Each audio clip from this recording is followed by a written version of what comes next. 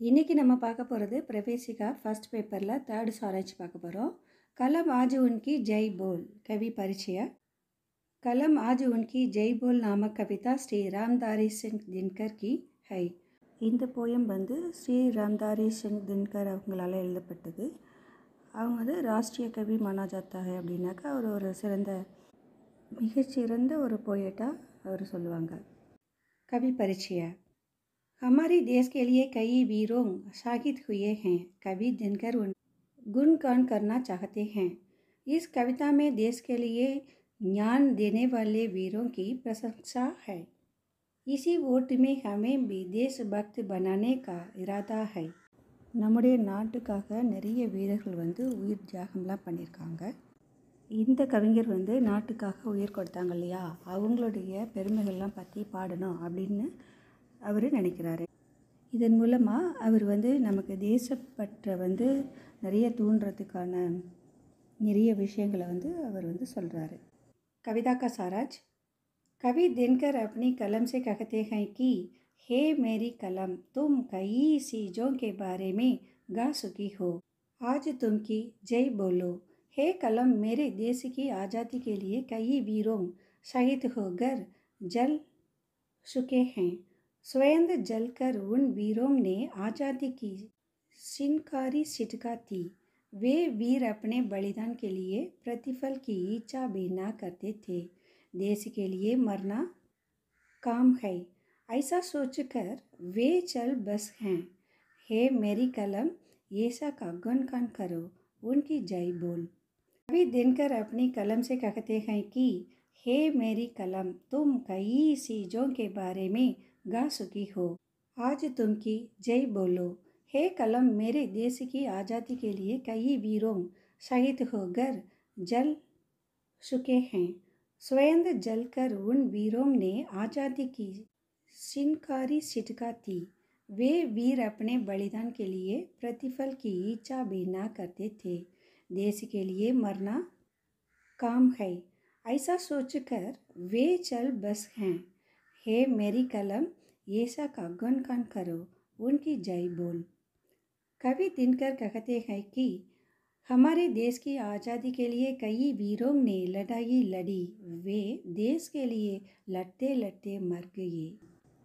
மேலும் நம்முடைய நாட்டுக்காக அவங்க வீரர்கள் வந்து ஃபைட் பண்ணி அவங்க ஷூட் பண்ணி எல்லாம் இறந்துருப்பாங்க இல்லையா, அப்படி வரக்கூடிய அந்த ஃபயர்லேருந்து வரக்கூடிய அந்த பொறி வந்து தனியாக விழுந்துன்னா அது கூட வந்து இன்னொன்று வந்து உருவாகணும், அது கூட நம்மளுடைய நாட்டுக்காக வந்து அது வந்து செயல்படணும். அவங்கெல்லாம் வந்து நாட்டுக்காக உயிர் தியாகம் பண்ணுறாங்க, எந்த ஒரு எதிர்பார்ப்பும் இல்லாமல் நல்ல நம்ம நாட்டுக்காக அவங்க செயல்படுறாங்க இல்லையா, அவங்கள பற்றி நல்லா எழுதணும். நம்முடைய நாட்டுக்காக இறந்து போகிறது வந்து ஒரு புண்ணியமான விஷயம் அப்படின்னு நினச்சி அவங்க வந்து இறந்து போகிறாங்க. जैसे दीवानों में छोटे दोब जल जल कर बुझ जाते हैं, वैसे वे वीर भी मर गए। उन वीरों ने कभी भी देशवासियों से प्यार नहीं मांगा, देश के लिए लड़ना बावन कर्तव्य मानकर ज्ञान कुर्बान कर जल मरे। हे मेरी कलम, आज तुम उन वीरों का गुणगान करो, उनकी जय बोलो। எப்படி வந்து தீபம் வந்து எரியிற மாதிரி இருக்கும், திடீர்னு அணையிற மாதிரி இருக்கும், திடீர்னு அது அணைஞ்சே போயிடும். அதுபோல் நம்முடைய வீரர்கள் வந்து நாட்டுக்காக போராடுவாங்க, அப்புறம் போராடி அவங்க இறந்து போகிறாங்க. कवि दिनकर कहते हैं कि देशभक्तों में आज़ादी की आग जल रही तो उनका खून खोल रहा था, जब वे मरे और काट दिए गए। उनका रक्त पाकर दिशाएं अब लू को उगल रही हैं। उन देशभक्त वीरों के सिंहनाद से धरती डर गई और अब तक कांपती रहती है। நமக்கு சுதந்திரம் வாங்கிறதுக்கு முன்னாடி பார்த்திங்கன்னா வீரர்கள் எல்லாரும் நம்ம நாடு வந்து சுதந்திரம் அடையணும் அப்படிங்கிறதுக்காக எல்லாரும் வந்து ஒரு போராட்ட குணத்திலேயே இருப்பாங்களாம். எப்படின்னா எப்படியாவது அவங்கள்ட்டேருந்து சுதந்திரத்தை வாங்கணும் அப்படிங்கிறது. அப்போ அவங்களுடைய மனநிலை பார்த்திங்கன்னா ஒரே மாதிரி வைப்பில் தான் இருக்கும். அப்படி இருக்கும்போது அவங்களுடைய ரத்தம் அப்படியே கொதிக்கும். அந்த மனநிலையில் அவங்க வந்து போராடி அவங்க இறந்து போகிறாங்க, நம்ம நாட்டுக்காக இறந்து போகிறாங்கன்னா அவங்க இறந்துருவாங்க. இறந்துக்கு அப்புறம் அவங்களுடைய உடம்பை வந்து பூமியில் புதைக்கும்போது அப்போ வந்து அந்த பூமியே வந்து ரொம்ப சூடாயிருக்கு. அது வந்து அனலாக ஒரு காற்றா மாறி நம்ம மேலே அனல் காற்றா அது வீசுமா. அப்படின்னா அப்போ வந்து தேசப்பற்றோட உணர்வு வந்து எவ்வளோ வந்து உக்கிரமாக இருக்குங்கிறத வந்து இது வெளிப்படுத்துது. அவ்வளோ தேசப்பற்றுடைய அந்த வீரர்களுடைய உணர்வுகள் வந்து பார்த்திங்கன்னா ஒரு சிங்கத்துடைய கர்ஜனை போன்று இருந்தது.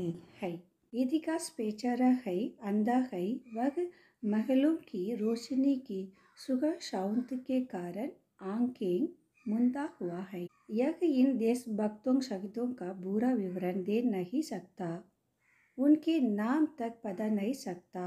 उन अनजान और अनाम वीरों के बलिदान के साक्षी सूर्य चंद्र भूमि और नक्षत्र हैं, मगर अफसोस ये हमें कोई विवरण दे नहीं सकते। நம்முடைய வரலாறு, நம்முடைய ஹிஸ்ட்ரிக்கு பார்த்திங்கன்னா ஓரளவு தான் தெரிஞ்சிருக்கு. ஒரு மிகப்பெரிய பேலஸில் இருக்கக்கூடிய அந்த லைட், அந்த வெளிச்சத்தில் எப்படி, அதனால் அதுக்கு வந்து தெரியல. அது வந்து கண்ணை வந்து மூடி தூங்கிட்டுருக்கு. அதனால் நம்மளுடைய நாட்டில் உள்ள வீரர்கள், தேசபக்தர்கள் பண்ண அந்த தியாகங்கள் பற்றிலாம் அவங்க வந்து தெரிஞ்சிக்காமல் அப்படியே இது மாதிரி நிறைய வீரர்கள் இறந்து போயிருக்காங்க. அவங்களுடைய தியாகங்கள்லாம் நமக்கு வந்து தெரியாமல் போயிடுச்சு. இதுக்கெல்லாம் யார் தான் சாட்சி, யார் தான் பார்த்துருப்பாங்க அப்படின்னா சூரியன், சந்திரன், பூமி, நட்சத்திரங்கள் இவங்கெல்லாம் தான் சாட்சி. இவங்கெல்லாம் எப்படி இப்போ வந்து சொல்ல முடியாது இல்லையா.